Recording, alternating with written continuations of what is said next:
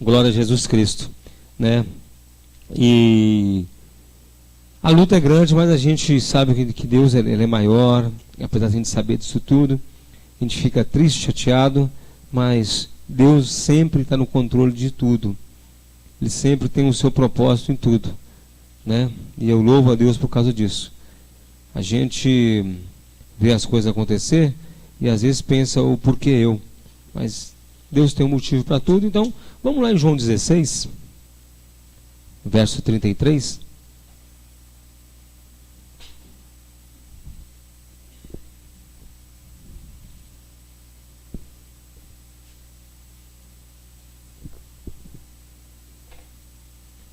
João 16.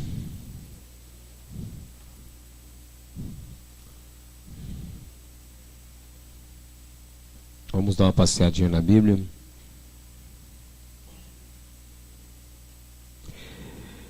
Tenho-vos dito isso, para que em mim tenhais paz. No mundo tereis aflições, mas tende bom ânimo. Eu venci o mundo. Glória a Deus, Senhor Jesus Cristo. Obrigado pela tua palavra, Senhor bendito. Obrigado pelo teu amor, pela tua misericórdia que o Senhor colocou sobre nós. O Senhor é muito bom. O Senhor é muito bom e a sua benignidade dura para sempre. Louvado é o teu nome, ó Pai. Nós vamos ler aqui a sua palavra. Vamos falar um pouco do Senhor, ó Pai. Então nos ajuda, meu Deus, conforme a tua grande e grata misericórdia. Aleluia. Amém. Glória a Deus. Pode se sentar. Quem já ouviu falar assim, que até os pastores mandam repetir assim, ó, fé é pensamento positivo? Quem já ouviu falar? Já ouviu falar isso? Fé é pensamento positivo? E aí a igreja repete, ele manda repetir, fala para o seu irmão que está na frente, ficar atrás, seu irmão do lado, que fé é pensamento positivo. Há um grande erro em falar isso, que tem uma diferença muito grande entre pensamento positivo e fé. Pensamento positivo é um produto humano. Produto humano. Fé é produto de Deus. Pela graça sois salvos, mediante a fé, isso não vem de vós, é dom de Deus. Não vem das obras para que ninguém se glorie. Então, vocês posso pegar com a mão no bolso hoje? Ai, alivia. Mas aí, e Jesus Cristo, nesse capítulo, né, capítulo 16, verso 33 de João, ele fala uma coisa para a gente ter um bom ânimo. Fala para nós. Põe 16, 33.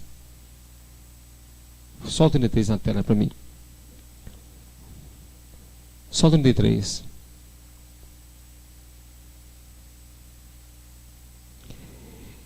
E ele solta essa máxima, depois de falar com os discípulos que ele ia embora, né? Ele ia chegar também uma hora que todo mundo ia embora e ia deixar ele só. E apesar de tudo, ele não estaria só, porque o Pai estaria com ele. E aí ele completa: eu estou falando isso com vocês para que vocês tenham paz em mim. Mas no mundo aqui vocês têm aflições, mas têm bom ânimo, eu venci o mundo. Então algumas coisas interessantíssimas, que ele fala isso. Primeiro é que ele promete uma paz, para que em mim tenha paz. Ele não fala que para a gente ter paz no mundo, né? Ele não fala, vocês vão ter paz aí no mundo, vocês vão ter tranquilidade. Ele fala o contrário. Então nós temos dois pensamentos dicótomos ali, dois pensamentos antagônicos, duas comparações antagônicas. Ele fala que nele, em mim, nós tenhamos paz. Mas no mundo nós vamos ter aflições. O que será então aflições? O que será essa paz que Jesus Cristo nos dá?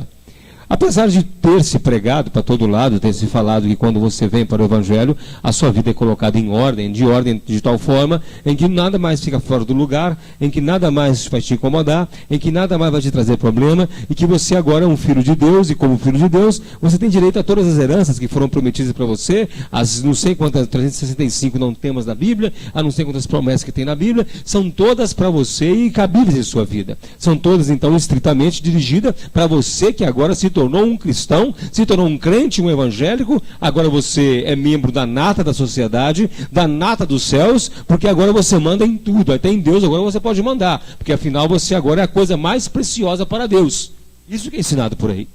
E que se você tiver alguma luta, algum problema, então há um pecado oculto em sua vida e que você tem que resolver. Porque afinal, você tem que estar puro e santo para Deus te abençoar. E que toda luta, todo problema, toda doença, tudo é fruto de pecado. Que coisa terrível é pecado, então. Que coisa assim potente é o pecado, que anula toda a graça, todo o amor, todo o poder de Deus, e que esse Deus é esse, que eu posso reinar sobre ele, eu posso intimidá-lo conforme a minha posição de crente, mas, na verdade, esse crente que pensa assim, eles não encontram uma coisa, não encontram paz. Crente que pensa assim não tem paz em hipótese alguma, em instância nenhuma, em nenhum extrato da sua vida ele não tem paz. O crente que assim age, que assim pensa, que assim aprende, ele não alcança paz em lugar nenhum. Ele não tem paz, porque ele não conhece Deus. Quem não conhece Bíblia não conhece Deus, apesar que você possa ter um pensamento divergente de mim, mas na verdade é essa. Quem não conhece Bíblia não conhece a Deus. Não tem um conhecimento de Deus. Pode ter um vislumbre, pode ter uma sombra, pode ter sentir até um cheiro, uma coisa de Deus, mas não conhece a Deus. A falta de conhecimento bíblico é a principal causa da queda, é a principal causa do declínio da igreja dos dias atuais. Esse é o principal. A Bíblia se tornou como um adereço, como se a igreja fosse uma escola de samba e a Bíblia fosse apenas a ala das baianas, não pesa tanto para nota. As outras coisas são muito melhores do que a Bíblia. A verdade é isso. Então, quando Jesus fala, vocês vão ter paz em mim, nós sabemos, já cansaram de ensinar, já cansaram de falar que a paz do mundo é a ausência de conflito. Isso aí todo mundo já ouviu isso, né? Não precisa ficar batendo nisso. A paz do mundo é a ausência de conflito, é não sei o quê, mas a paz de Jesus é uma paz especial. E muitos poucos, na verdade, até mesmo às vezes os que pregam, não experimentam essa paz de Jesus Cristo. Não experimentam essa tranquilidade que Jesus Cristo dá ao homem. Entrega na vida daquele que quem o conhece. Quem o conhece não como uma história, mas o conhece como Deus verdadeiro, como verdadeiro Deus. Aquele que o busca sem interesse nenhum de ter uma retribuição, o busca apenas porque ele é Deus. Nós aprendemos aqui durante uma semana sobre as figuras, as aparições, as parousias de Jesus no Velho Testamento. E nós vimos então, nós podemos constatar, de tudo que nós ouvimos, é que Jesus é um Deus atuante, é um Deus dinâmico. Ele não é estático, ele não fica parado, ele não vê as coisas acontecerem, ele interfere na vida dos seus. Ele interfere na nossa vida. Quem aqui experimentou uma interferência de Jesus em sua vida? Uma interferência que você fala, só Deus que pode ter feito isso. Então ele é um Deus dinâmico, ele não é um Deus estático. Sendo ele um Deus estático, e ele promete paz, não estático, e ele promete paz, então se ele promete, ele faz, ele cumpre. Ele age, parte dele é a ação, parte dele então te dar a paz, parte dele então ir até você e te entregar a tranquilidade. Mas como nós podemos então enxergar a tranquilidade se nossa vida é tão atribulada? Alguém aqui tem mais de R$1 milhão no banco? Alguém aqui é imune a qualquer doença? Alguém aqui tem um coração de pedra capaz de não sentir nada que incomode? Alguém aqui é uma pessoa insensível? Alguém aqui vive em coma? Porque quando a pessoa está em coma, nada incomoda, né? Não todos nós somos vivos, estamos andando aqui no mundo, esse mundo podre, esse mundo chato, esse mundo rodeado de pessoas gentis e pessoas lindas. Não é assim? De pessoas que nos tratam muito bem. Não, nós temos falta de paz, nós temos conflitos em qualquer lugar em nossa vida. Na sua família, na escola, no trabalho, na rua, dentro do ônibus, no trânsito, no hospital, no posto de saúde, me lembra mais aí, onde mais? No supermercado, qualquer lugar você tem conflito. Qualquer lugar você tem conflito. E nós, como bons cristãos, nós respondemos todo mundo com polidez e a máxima educação, que nós somos educados pela nossa mãezinha, né? Não respondemos todo mundo com educação? Não tratamos todo mundo com educação? Muito de vez em quando, né? Muito de vez em quando. A nossa tendência é pôr no nosso sentimento mais perverso e cruel para fora. Nosso sentimento é esse, é colocar para fora aquilo que nós somos, aquilo que nós tememos que os outros vejam. Nós colocamos nossos lagartos, tiramos nossos esqueletos do armário e expomos para todo mundo. E falamos assim, agora sim, quem manda aqui sou eu. Não queremos impor. Mas, como bons cristãos, quando nós refletimos e paramos, nós concluímos que nós estamos em paz. Quando nós temos Jesus, nós reparamos que nós temos essa paz. Essa paz que não nos livra de nenhum problema. Ela não nos isola de problema algum. ela não nos torna imunes dos problemas, mas nos mantém firmes na palavra, nos mantém firmes no caminho, nos mantém firmes olhando para o alvo. Nós seguimos olhando para quem? Para o alvo. Essa paz é que faz isso. Essa paz nos dá uma garantia em que nós, apesar de todo o conflito, apesar de tudo que acontece, nós estamos sempre reconciliados com Deus. Nós temos reconciliados, nós temos sempre uma reconciliação com Deus. Apesar de brigarmos, de fazermos tudo, nós voltamos para o nosso lugar de paz, voltamos para a nossa condição de salvos, voltamos para a nossa condição de cristão na sua essência mais pura possível. Nós carregamos em nós a paz. Nós às vezes nós tentamos transmitir essa paz para os outros. Tentamos transmitir com palavras, tentamos transmitir com atos, com atitudes. Nós tentamos demonstrar para o outro a paz que nós sentimos e eles falam conosco: eu não entendo como você tem tanta paz com tanto problema assim, você tem sempre um sorriso, você está alegre, não sei o quê, e você vai tentar falar sobre Jesus e você quer mostrar para ele que o motivo da nossa paz é Jesus Cristo e você é rejeitado por causa disso. Porque na verdade eles querem uma forma de paz. Eles querem ter paz como uma aspirina para a dor, um analgésico tira a dor. Eles querem tomar uma dose de paz. E aí, voltando de novo à grande visão evangélica de que estamos imunes na aflição, Jesus faz uma promessa, um aviso. Ele dá um aviso: no mundo vocês vão ter aflições. Quem aqui já teve uma aflição a ponto de faltar o ar, de ficar aflito, uma aflição mesmo, não causada por doença, não causada por dor, por angústia? Quem já ficou angustiado a ponto de desejar a morte aqui? Angustiado a ponto de deixar essa vida? Paulo fala isso. Nós passamos lutas tão grandes que nós chegamos a nos desesperar da vida. Paulo escreve isso. Por que Paulo sente isso? Paulo não era o queridinho do Novo Testamento? O Moisés do Novo Testamento? Por que ele passa por aflições então? Porque faz parte da nossa vida no mundo. Não estamos isentos. Nós fazemos parte, estamos inseridos dentro de uma criação que foi amaldiçoada por Deus. Esse mundo foi amaldiçoado por Deus. Isso aqui não é um lugar ideal para um filho de Deus viver. Não é a morada ideal. Se fosse a morada ideal, nós permaneceríamos aqui eternamente. Mas Jesus falou o quê? Vou preparar-vos lugar. Eis que esperamos novos céus e nova terra. Então, quando eu vejo pessoas apontarem isso aqui como a melhor coisa do universo, quando tudo aponta para o material, para o físico, e eles assim o desejam carregar o material em si, desejam fazer um acúmulo de bens, achando que isso é simbologia de que Deus está com ele, que ele realmente é um cara muito fiel, porque Deus o tem prosperado aqui no mundo, e que ele tem visto coisas maravilhosas e tal, e que Deus o está guardando de tudo. E aí, quando essas pessoas elas se deparam com as aflições, com as aflições da terra, geralmente elas largam a fé. Porque a fé não está baseada em Jesus Cristo, não está baseada no príncipe da paz, está baseada no príncipe deste mundo. É uma dura realidade. É o outro evangelho. É o evangelho da confiança humana.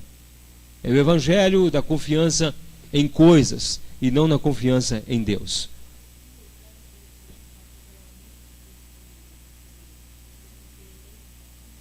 Sim, porque tudo aponta para aqui. Tudo isso te darei se prostrado me adorares. Então, esses se acham imunes. Imunes de toda perseguição, imunes de toda doença. E quando deparam com um crente, com um cristão, que passa por problemas, esses que formulam as teorias: você está em pecado, você não é dizimista fiel, você está passando por problemas que você tem algum pecado não confessado, e algum pecado oculto. Eu dei uma resposta uma vez para o rapaz, ele não gostou muito não, né? Ele falou que eu estava andando em pecado, devia ter algum pecado oculto. Eu falei com ele o pecado oculto que eu tinha, ele não gostou muito não, né? Foi uma resposta bem dada. Eu falei: deve ser esse pecado oculto então, né? Aí, porque eles creem num Deus que carrega um Deus que carrega um monte de flecha nas costas, e que quando você peca, você tem algum pecado, Deus joga umas flechas nas suas costas, você está marcado para sempre, para sofrer para sempre por causa disso. Mas eu creio num Deus que perdoa o pecado, eu creio num Deus que que realiza em mim um novo nascimento. Eu creio no Jesus Cristo que perdoou os meus pecados e que eu ando em santidade porque Ele me santifica. Porque não eu me santifico com o meu poder, não, Ele me santifica. Então, aflições do mundo. As aflições do mundo, elas vêm em todas as instâncias. Elas vêm de todas as formas. Vêm de todas as... Às vezes você não tem aflição física. Você não vê um motivo físico de uma aflição.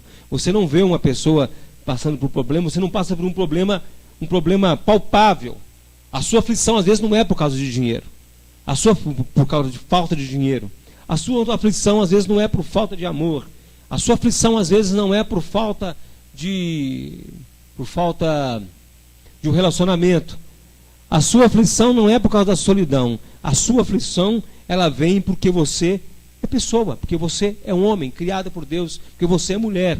Você já carrega a aflição porque você é um homem finito. Você já carrega a aflição em você porque você sabe que você vai morrer. Você carrega a aflição em você porque você sabe que você é impotente. Você carrega a aflição em você porque não é sobre tudo que você tem poder. Você não tem poder de mudar tudo. Você não tem poder de fazer um passe de mágica e mudar a situação à sua volta. E ainda que tudo esteja em ordem à sua volta, você tem as suas aflições internas. Você tem os seus problemas interiores. Você tem as suas dores interiores que só você carrega e você não sabe expressá-las. Você não consegue botar para fora. Você não só sabe que dói, mas você não sabe aonde dói e por que dói. Ainda que você tenha tudo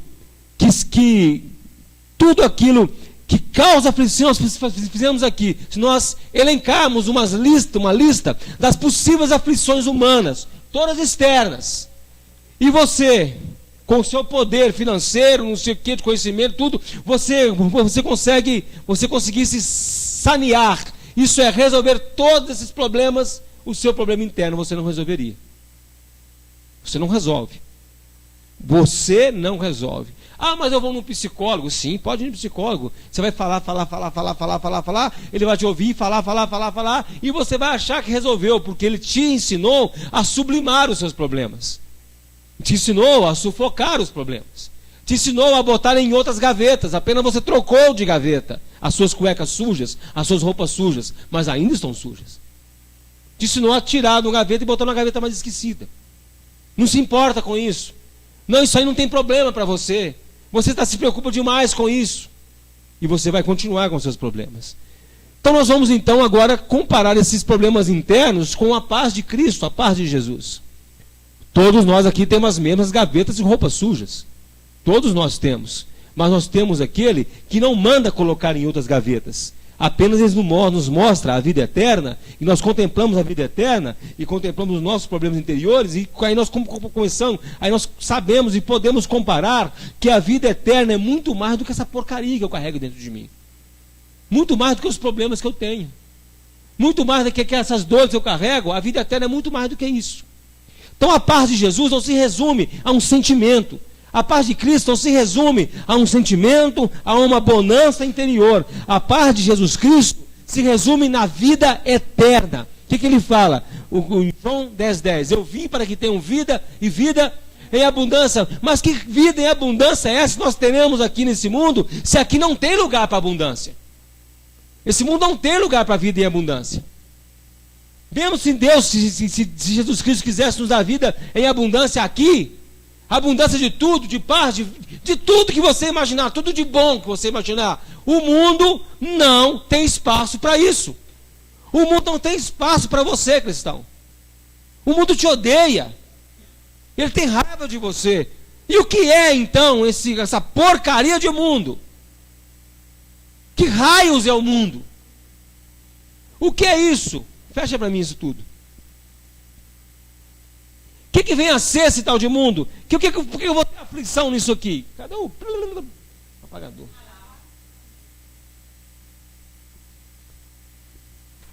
Nós estudamos isso aqui um dia, partindo do versículo básico, João 3,16. Porque Deus amou o mundo de tal maneira que deu seu Filho unigênito para que todo aquele que nele crê não pereça, mas tenha vida eterna. Aí nós vimos a palavra mundo lá, a palavra mundo quer dizer o quê? Deixa eu ver se vocês estão bons nisso. Cosmos, criação de Deus. E depois nós vamos lá em João, que fala que o mundo jaz no maligno. Que mundo é esse que está em João?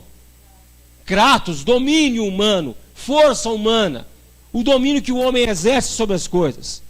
Então quando Jesus fala assim, no mundo você vai ter aflição, isso é, enquanto o domínio humano estiver sobre este lugar. O mundo de coisas do homem, as vontades humanas, os terrores humanos, as maldições humanas. Deus amaldiçoou o homem? Amaldiçoou. Então, enquanto a maldição humana, o mundo humano está sob a maldição divina, tudo que o homem faz, tudo o que ele faz, sem exceção, em que ele parte, tudo que parte da mente humana, para compor esse mundo de coisas, esse mundo de ideias, isso tudo, a maioria das coisas é para o mal do próprio homem. A maioria das coisas é para o mal do próprio homem. Nós temos, não, pastor, mas o homem constrói coisas boas. Sim, ele constrói coisas para facilitar a vida dele. Tudo direcionado a ele. O mundo sempre vai criar, o homem sempre vai criar coisas direcionadas a ele. Então, isso é chamado de mundo, o que o homem domina, o que o homem aponta para si, o que ele amealha para si. Tudo que o homem amealha para si, traz para ele dores e aflições. Quem aqui tem um smartphone? Quem tem um smartphone aqui? Um celular cheio de função. Uma invenção muito legal, né? Muito boa um smartphone, um celular muito legal. Mas toma o nosso tempo. E já tem psicólogo, estudo, falando que isso faz mal, não sei o que então. Então tudo que é para facilitar, nós sempre carrega a pecha de porcaria, que nos prejudica. Tudo, carro, tudo que você imaginar, o homem vai ficando egocêntrico. Tudo aponta para o seu coração mesquinho. Tudo, o homem se sente poderoso, o homem se sente cheio de si. E essas pequenas coisas que vão acumulando dentro de si, vão afastando cada vez mais de Deus, porque cria uma independência de tudo. Viu como a tecnologia é inteligente, como a medicina é inteligente, como isso é inteligente, como as estratégias do homem são inteligentes, os negócios são inteligentes, tudo é inteligente, tudo é inteligente. Esse mundo traz aflição para si mesmo. As aflições do mundo não são apenas as dores, doenças, não são apenas as coisas que nós conseguimos ver, um hospital, né? um necrotério, assassinatos. Muito mais do que isso é a aflição em que não é palpável. O mundo é cheio dessa aflição. O mundo carrega uma expectativa. Nós vemos esses dias. Quem aqui já leu, já conhece um pouco de história, que já leu sobre 1968? Quem já leu sobre o ano de 1968? Né, sobre as grandes revoltas no mundo. O mundo todo foi agitado por revoltas.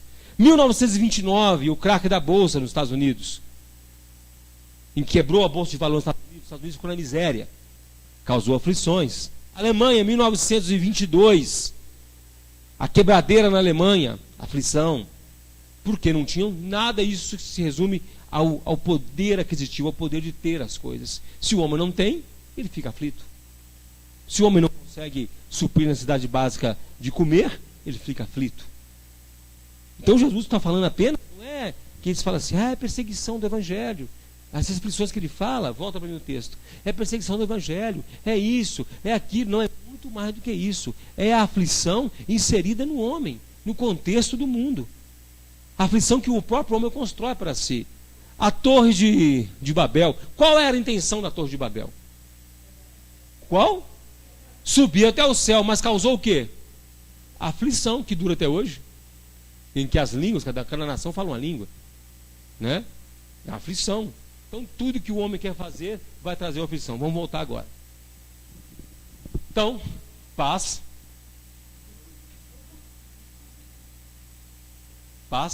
aflições. Aí ele fala, mas contudo, todavia, entretanto, tende Bom ânimo. Bom ânimo. Tem alguma outra parte na Bíblia que ele fala de bom ânimo? Que Deus fala de bom ânimo? Tem. Vamos dar uma passeadinha para a gente dar uma olhadinha em que Jesus falou bom ânimo. Vamos colocar lá de trás. Josué capítulo 1, versos 6 a 9. Texto clássico, né? Alguns sabem até de cor.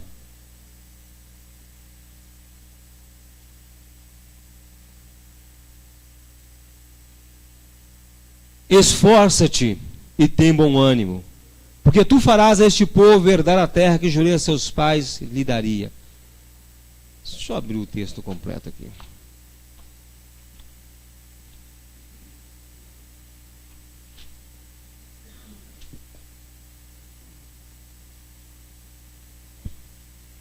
Então somente esforça-te e tem muito bom ânimo, para teres o cuidado de fazer conforme toda a lei que Moisés te ordenou.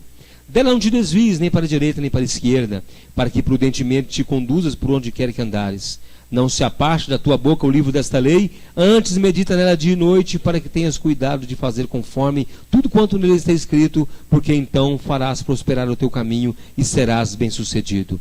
Não te mandei eu? Esforça-te e tem bom ânimo, não temas nem te espante, porque o Senhor teu Deus é contigo por onde quer que andares.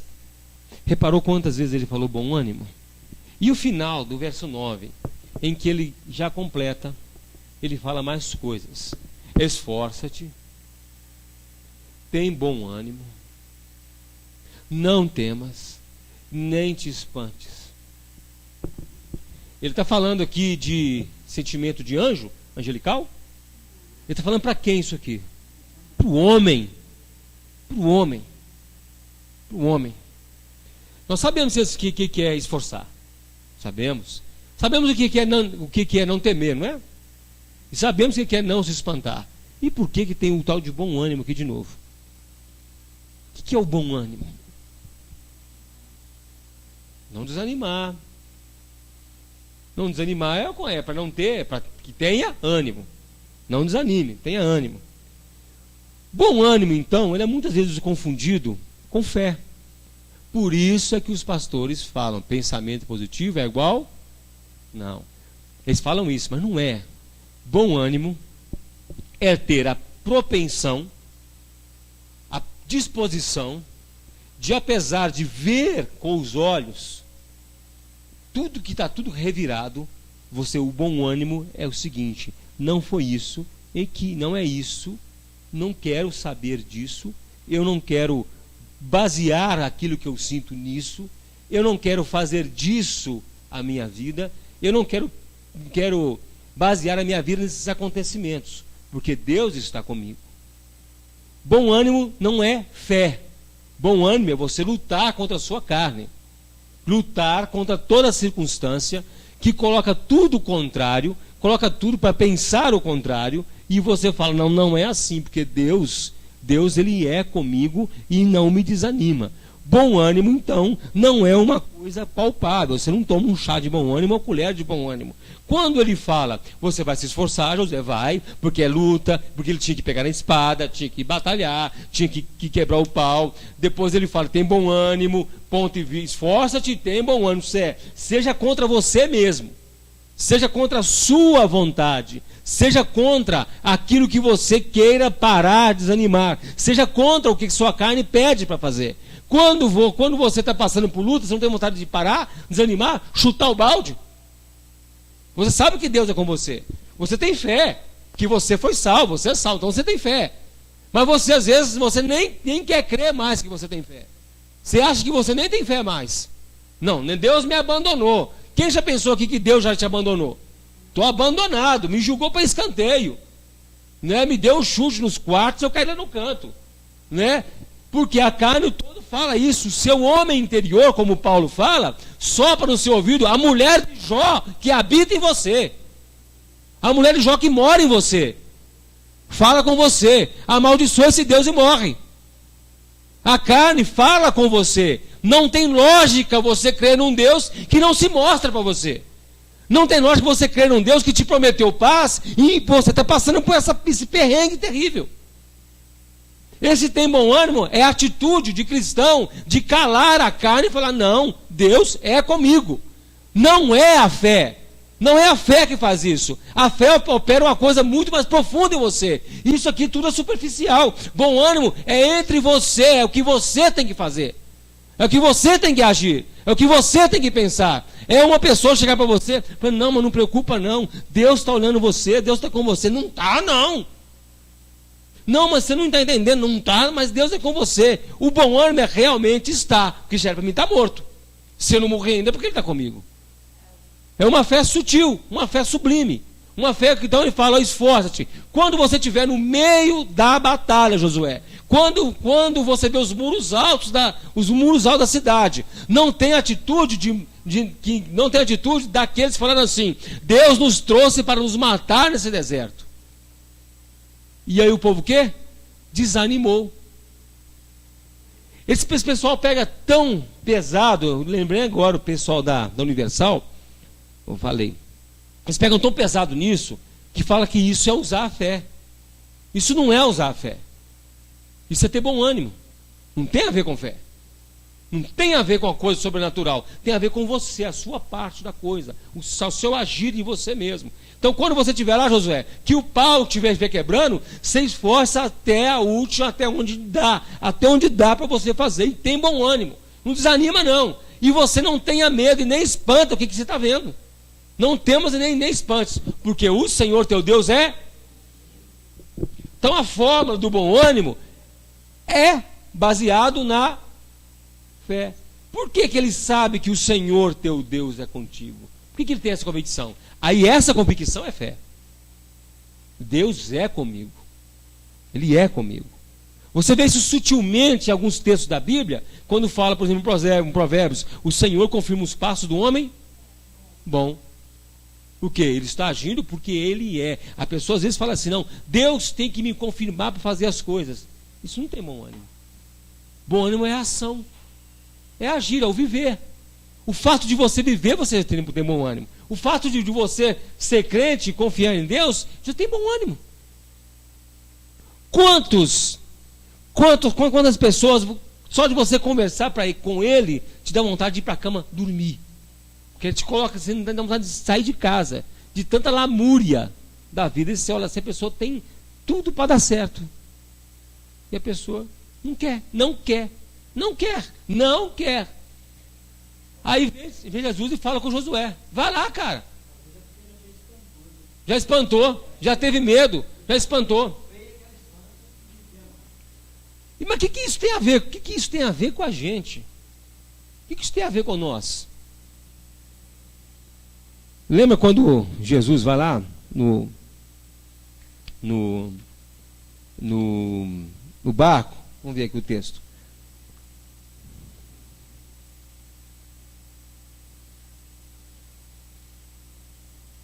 Mateus 14. Vamos ler Mateus 14. Vamos acabar de resumir o bom ânimo. Mateus capítulo 14. Nós temos a narrativa de Jesus andando sobre as águas. E eles vão andando, a partir do verso 26, nós vemos a reação dos discípulos.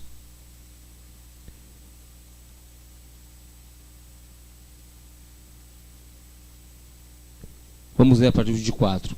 E o barco já estava no meio do mar, açoitado pelas ondas, porque o vento era contrário. Mas, à quarta vigília da noite, dirigiu-se Jesus para eles, caminhando por cima do mar. E os discípulos, vendo-o caminhar sobre o mar, assustaram-se, dizendo: é um fantasma, e gritaram com medo. Gritaram com o quê? Medo. O que Deus fala com Josué? Não temais. Medo.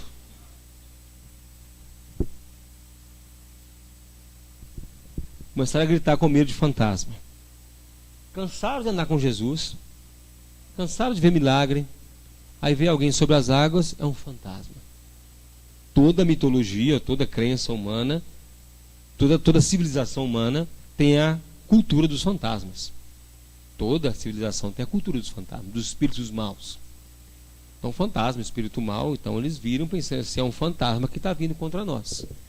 E aí já se esquece na hora de Jesus Cristo, de milagre, se esquece disso tudo na hora. Acabou, pra que ter isso? O que importa agora é que o bicho está pegando. Quero saber de evangelho não, saber de Jesus não. Jesus ficou lá na praia, rapaz. Jesus está lá na praia. Então agora eu vou aqui passar um cagaço porque tem um fantasma vindo para cá, né? Aí Jesus, porém, lhes falou logo dizendo: tem de bom?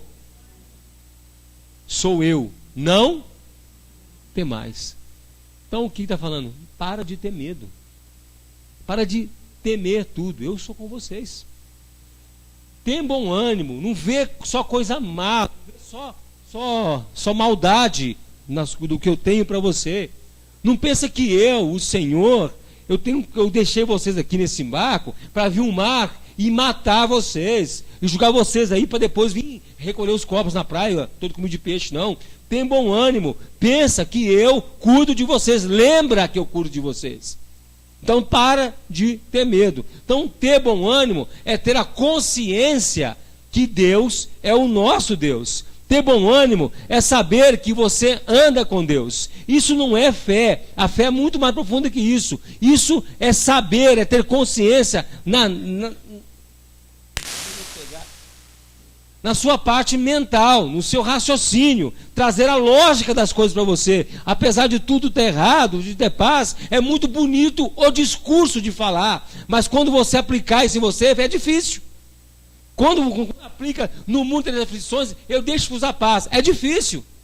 Não é, Alain? Não é, Renato? Não é, Renato? Não é, Alexandre? Eu estou sem óculos. Né? Então o que? É difícil. Na hora de aplicar é difícil. Então o que a gente tem que ter, então? Desenvolver. Não é desenvolver que eu falo. Não é desenvolver no sentido espírita, não. É lembrar, trazer à mente tudo aquilo que me traz esperança. É ter a esperança que o Senhor é comigo, apesar de todos os problemas que eu estou passando. Quem é comigo? O Senhor. Essa é a dificuldade hoje até para os cristãos mesmo, porque todos nós estamos sujeitos a passar por problemas e problemas. Quem viu agora todo mundo viu, né? O negócio lá do ISIS, que matou agora 21 cristãos cóptas. Cortou a cabeça de 21 cristãos, pôs fogo em mais alguns também semana. Sábado eles sequestraram 200 cristãos, mulheres e crianças. Sequestraram 200. Você acha que algum desses, quando foram capturados e sabem a fama, a história do ISIS, chegaram a duvidar da sua fé? Vocês acham que aqueles cristãos que foram lançados lá nos leões, na Roma Antiga, por dentro, eles chegaram a duvidar da sua fé? Perguntando sincero, se fosse você na situação, se viessem aqui agora e pegassem nós aqui, ajoelhassem nós ali na calçada e falaram que ia cortar nossa cabeça, ia nos fuzilar, ou se não trouxessem aqui um circo e trouxessem um caminhão baú cheio de leão e falar que ia nos julgar um por um para os leões, você duvidaria da sua fé? Eu não quero a resposta de super-homem. Eu duvidaria da minha fé. Sabe qual é a dúvida da minha fé? Será que eu vou negar a Cristo? Será que a dor vai ser tão insuportável que eu blasfemarei o nome de Cristo? Será que quando eles estiverem me furando com facas, na minha mente eu negarei a Cristo?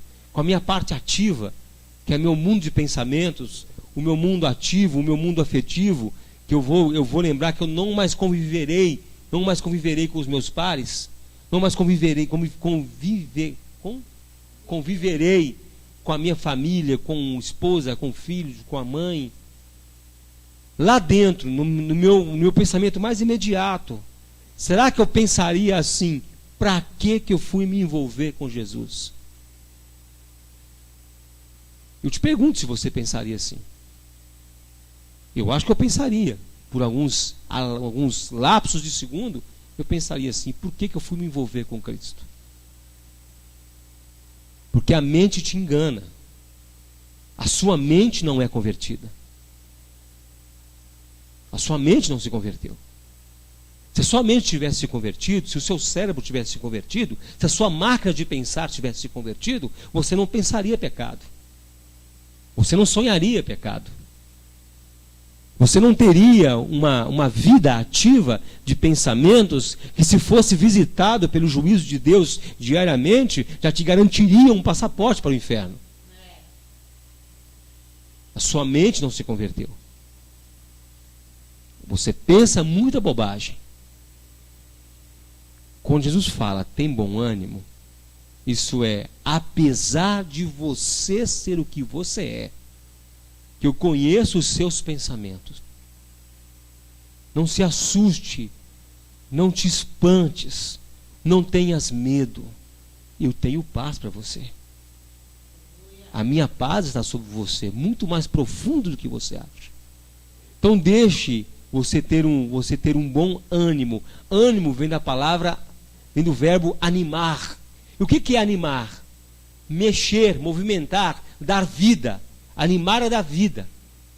Então quando ele fala tem bom ânimo, ele fala coloque em você uma atitude de maneira que você se policie de tal forma em que você não se fie em nada que é contrário à sua fé, nada que é contrário à sua crença, nada que é contrário à minha obra em você. Quando você se coloca contrário ao que o Senhor fez, o exemplo do povo de Israel, tirou do Egito, viu maravilhas, viu praga, viu gente morrendo, viu rã, viu tudo, os egípcios sofrendo. De repente viu o céu escurecer, depois viu o primogênito morrer. Eles saem, e sai cheio de ouro, né? Sai cheio de riqueza. Deus ainda dá para eles um totozinho, toma aí, um dinheirinho para você ainda um bônus, para você gastar na viagem. É o fundo de garantia. Primeiro obstáculo que eles acharam, qual foi? O Mar Vermelho. Qual que é o ânimo deles? O Senhor nos trouxe aqui para nos matar. Vimos todas as maravilhas, mas estamos aqui para morrer.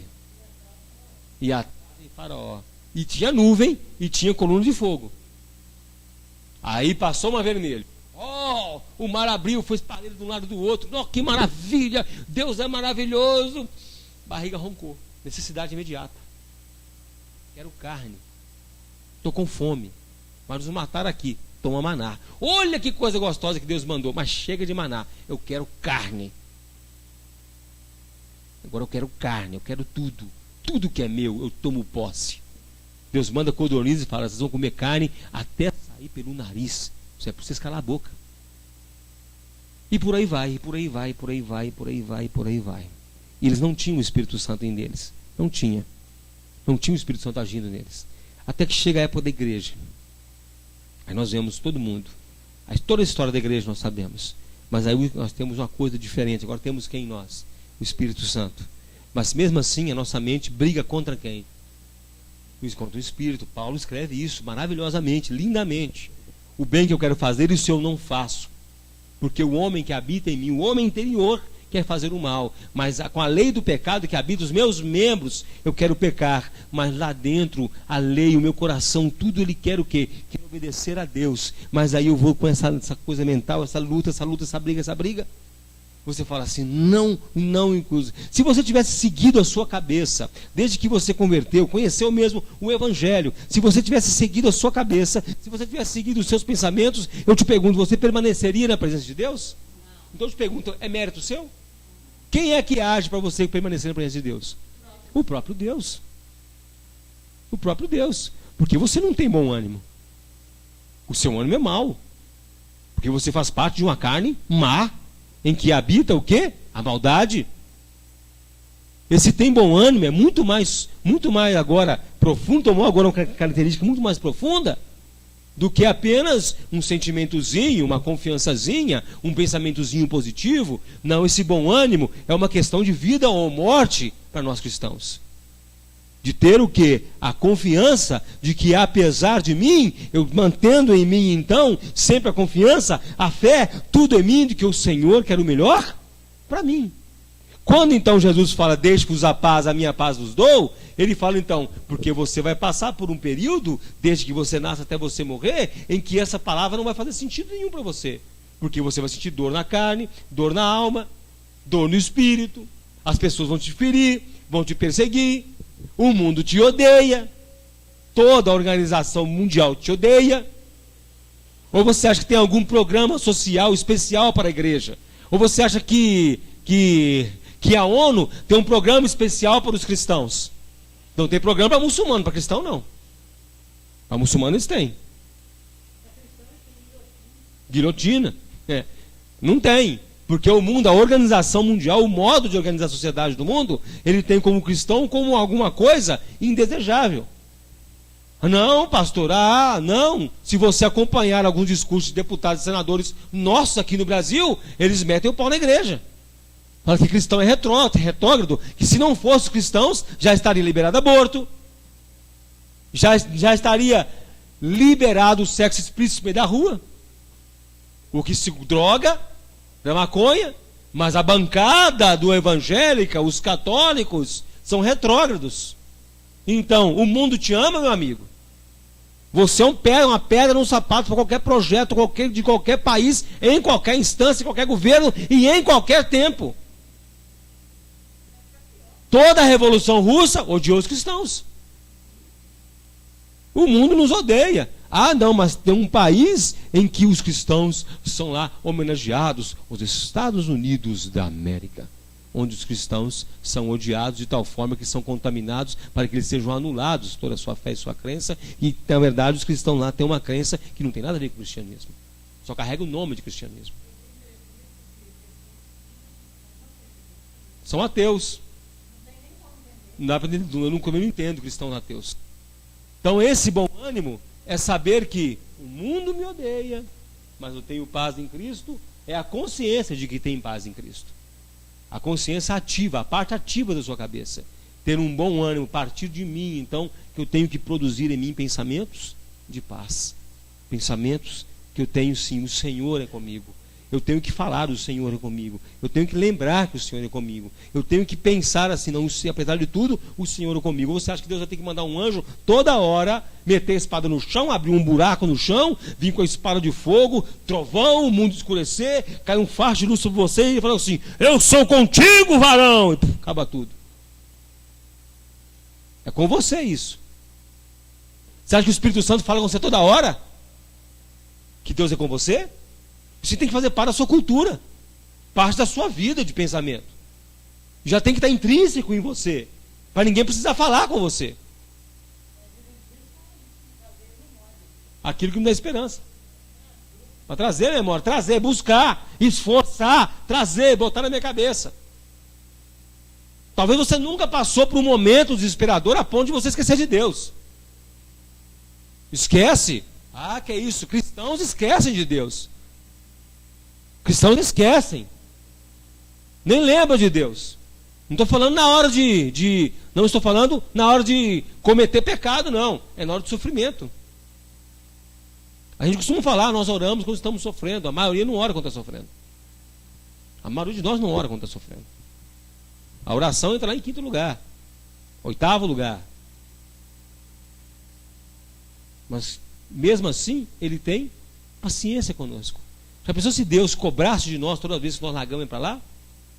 Em que vem tentação sobre nós, que vem problema sobre nós? Nós não oramos não, porque nós confiamos no nosso taco. Nós confiamos no nosso taco, confiamos em nós. A grande verdade é essa.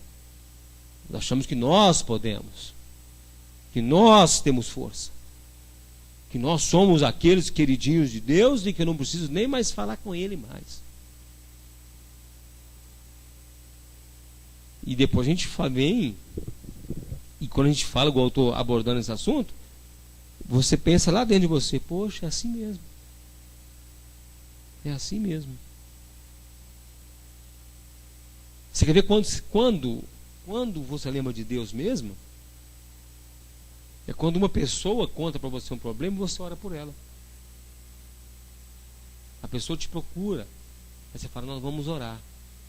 Aí você ora. Quando você está passando, a oração vai entrar lá no 5º tópico, o 6º tópico. Primeiro você fica se autocomiserando e culpando Deus. Por que Deus permite isso? Aí você busca ajuda em um monte de coisas. Depois falar, agora eu vou orar. Agora eu vou orar. Agora eu te falo. Isso não é sinal que você não é crente. Não é sinal que você não é cristão. Não é sinal que você não conhece a Deus. Isso não quer dizer isso, não. Isso quer dizer que você é humano. Isso quer dizer que você é humano. E que todas as suas dores, elas são tão imediatas que você busca em si e nos seus ciclos a solução. E que se não fosse Deus, quando os nossos inimigos nos perseguiram, nós seríamos devorados, porque nós estamos correndo sem Ele durante um tempo. Nós achamos que estamos sem Ele. Mas nós lembramos também, fala que quando nós oramos, o Espírito Santo intercede por nós com gemidos. É nessa hora que Ele está intercedendo por nós, em que nós não lembramos de Deus. Lembrando que o Espírito Santo não é um Deus morto, não é um selo, não é um adereço no seu coração, não, é uma persona, é uma pessoa que está em você. O Espírito Santo não é uma essência, igual eles falam por aí. A essência de Deus, não é a essência que eu sei é da Natura, né, da Boticário, isso é essência. Ele não é uma pessoa que age em você. E quando você está igual uma galinha tonta que toma uma pedrada, que você não sabe para onde corre, Ele está cuidando de você. Ele está sustentando, botando a sua vida em ordem, para que quando você consiga abrir os olhos, falar, nossa, foi Deus quem fez essas coisas. E você, eu vou falar com você uma coisa que você já falou, e eu nem orei. Deus arrumou e eu não orei, não tive tempo de orar sobre isso. Porque quem está em nós? Então eu te peço, tem bom ânimo. Ele cuida, apesar de você. Ele cuida apesar de você. Apesar de você nem saber o que está acontecendo, Ele está cuidando. Está botando tudo no lugarzinho. Então quando Jesus fala, quando Deus fala lá com Josué, Josué, não temas, não te espante. Tem de bom ânimo, esforça. É porque eu estou cuidando das coisas. Ou você acha que vou te botar na frente do muro de Jericó? Eu já vi a queda do muro. Você vai ver, vai assustar, aquele muro imenso e tal e coisa e tal. Eu já vi esse muro caindo. Então por quê? Você está pensando? Jesus, quando por um paralítico, lá em Mateus 9:2, falou assim, Jesus veio na fé dele, disse ao paralítico, filho, tem de bom ânimo, perdoados estão os seus pecados. O paralítico queria andar, não é não? Ah, que saber de perdão de pecado? Ele falou, não filho, pode ficar tranquilo, esse tem de bom ânimo, fica tranquilo. O tem de bom ânimo é se tranquiliza. Eu estou no controle. Paralítico, tem de bom ânimo, seus pecados estão perdoados. Como diz assim, não se preocupa não, o de maior já vou fazer. Já vou curar você. Aquele lá que desceram na casa de Jesus, acho que é isso, né? É em Cafarnaum, Mateus 9 é esse, né? É em Cafarnaum, lá na casa de Jesus, né? Desceram lá, desceram ele. Jesus, olha, que legal a fé desse cara, é legal. Ô, rapaz, fica tranquilo, seus pecados estão perdoados. Agora pega o teu leito, levanta e vai embora. Tem que ter medo não. Porque todo mundo tem medo da vida, todo mundo tem terror da vida. Nós carregamos medo, um medo horroroso da vida. Mas nós temos que ter o quê? Ânimo. Nos animar. Não desanimar das coisas. Talvez você nunca passou uma luta ferrenha na sua vida. Você nunca passou um problema pesado na sua vida. Mas quando ele vier, fica animado. Tem bom ânimo, porque assim todo mundo passou por problema. Todo mundo passa por isso. Você não é o primeiro nem vai ser o último. E em todas elas, aonde tinha cristão no meio, o Senhor cuidou de tudo. Amém? Deus te abençoe. Ricamente, eu estou sem relógio. Ah, não, está aqui. Né? Deus te abençoe. Então, o bom ânimo na Bíblia, o bom ânimo que nós lemos, que eu tentei te explicar hoje, é isso. É não ter medo de nada. É saber que tanto pepino para a gente descascar, tanta coisa horrorosa, eu confio no Senhor. A confiança tem que estar em Deus. Eu quero que você tenha confiança em Deus, meu amigo. Curva sua cabeça no seu lugar. Senhor Jesus, que é sabedor de todas as coisas, que conhece o nosso coração, conhece a nossa vileza, tem misericórdia de nós, Senhor Jesus Cristo. Nós não pensamos, não fazemos o que gostaríamos de fazer. Não somos tão justos, ó Pai amado, o quanto nós pensamos. Não somos tão, ó Deus amado, tão teus assim como nós pensamos que somos. Nós negamos a nossa vida para o Senhor muitas vezes. Negamos o nosso coração muitas vezes. E até mesmo, ó Deus, quando tomamos as cacetadas da vida, quando experimentamos o mundo como ele é, um mundo cruel, um mundo ingrato, experimentamos essa criação em que nós estamos envolvidos, o mundo, Deus, criado pelo Senhor, o mundo, ó Pai amado, caído, ó Deus amado, quando nós temos um contato com a realidade desse mundo, nós chegamos às vezes a nos desesperar, ó Deus. Nos ajuda a ter bom ânimo. Nos ajuda, Pai amado, no meio do desespero, lembrar do Senhor, no meio do desespero, ter um ânimo, Pai amado, de trazer à nossa memória o que nos dá esperança. O que nos dá esperança é o Senhor. O que nos dá esperança é o Senhor, ó Pai. Como o Senhor disse que tem pensamentos de paz a nosso respeito. Então, Senhor bendito, que nós tenhamos, ó Pai amado, esses pensamentos que o Senhor tem sobre nós, nós tomamos consciência disso. Teu Espírito Santo, o Espírito da verdade, que não nos deixe enganados nunca. O Espírito Santo intercede por nós, interceda por nós e nos fortaleça. Nós precisamos é do Senhor, ó Deus. Esse mundo, ó Deus amado, não tem nada que preenche a nossa vida. Preenche nossos sentidos, ó Pai amado. Preenche, ó Deus amado, ó Deus, as coisas da nossa carne, mas não preenche o nosso vazio. Não preenche aquilo que pertence ao Senhor. Nos ajuda, meu Deus. Que apesar de nós, apesar da nossa rebeldia interna, apesar da nossa ignorância interna, que nós ignoramos o Senhor, às vezes propositadamente, de caso pensado, o Senhor tem feito a tua obra em nós, ó Deus. Tem feito a tua obra no nosso coração, ó Deus. Senhor bendito, não somos, ó Pai amado, não somos, ó Pai amado, mais desse mundo, não pertencemos mais a esse conjunto de coisas, ó Pai. Pertencemos ao reino do Filho do seu amor, ó Pai. Então, Senhor, nos abençoa e tem misericórdia de nós, em nome de Jesus Cristo. Injeta em nós, ó Pai, um bom ânimo. Injeta em nós, ó Pai amado, injeta em nós o ânimo, o esforço, ó Pai amado. Tire de nós todo o temor. Nós te pedimos em nome de Jesus. Amém. Glória a Deus. Aleluia. Graças a Deus. Deus te abençoe, em nome de Jesus. Que o Senhor te abençoe, meu irmão. E que aquilo que não consegui falar, que não consegui expressar, que o Senhor te abençoe. E aquilo que eu falei, que não tem, é que se eu falei algo que não tem nada a ver com Deus, que seja tirado da sua cabeça. Mas que o Espírito Santo te incomode, o Espírito Santo te auxilie e te anime durante essa semana, em nome de Jesus. E eu pergunto para você, muito tempo eu não faço essa pergunta, eu pergunto para você, o quanto você quer conhecer de Deus.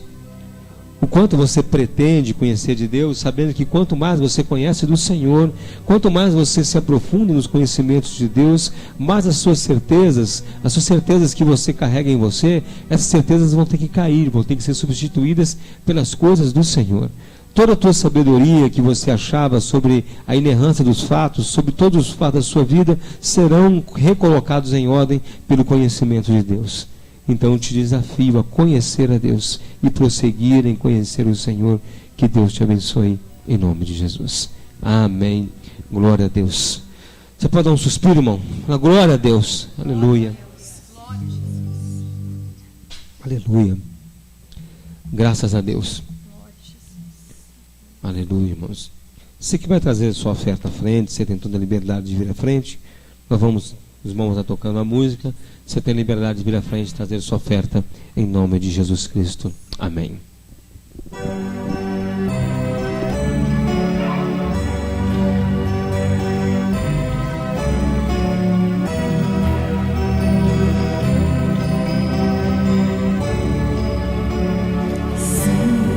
Deus é fiel para cumprir toda palavra dita a mim. Deus é fiel, Deus é fiel.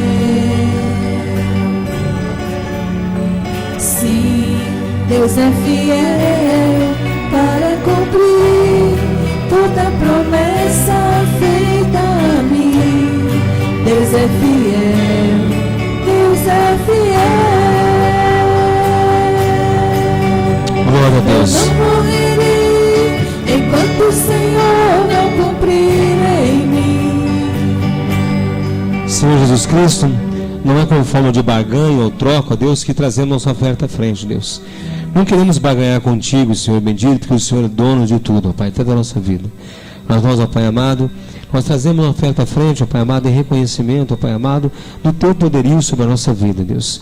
Sobre a Tua, Deus amado, a saúde que o Senhor derrama sobre nós, a sabedoria, tudo que o Senhor nos dá, Pai amado, até o ânimo de trabalhar de manhã, é o Senhor que nos dá, ó Deus. Te agradecemos no nome do Senhor Jesus Cristo. Amém. Glória a Deus.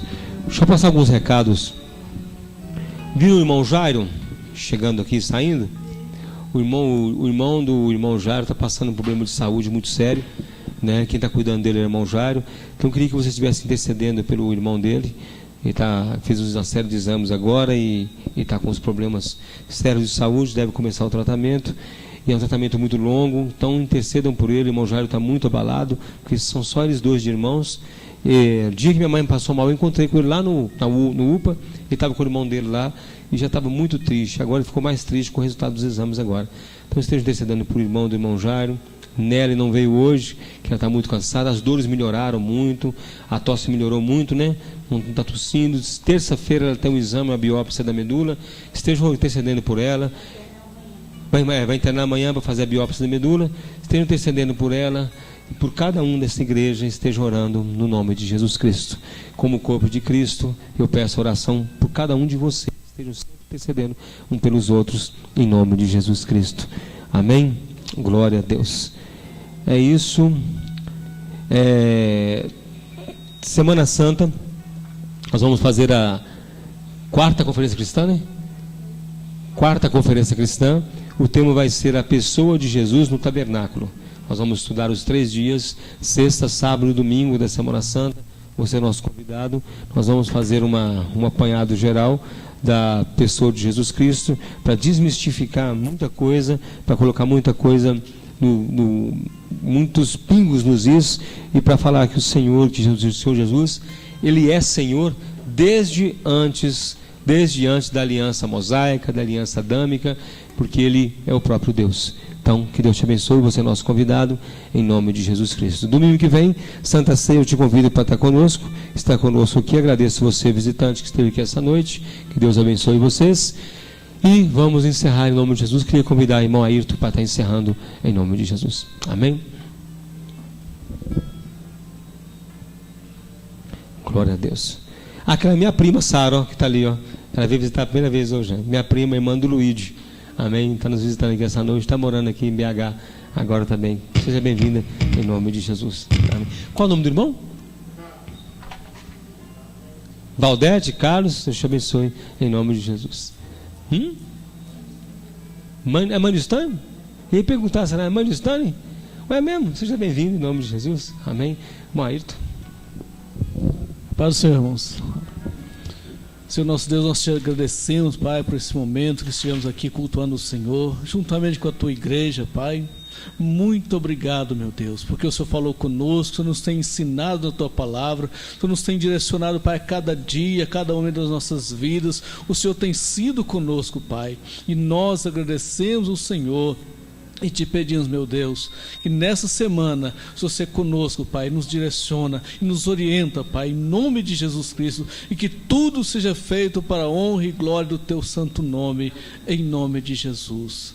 Que Deus abençoe e fortaleça cada irmão e dê a cada irmão cada dia mais esperança e força, em nome de Jesus Cristo. Amém. Deus abençoe.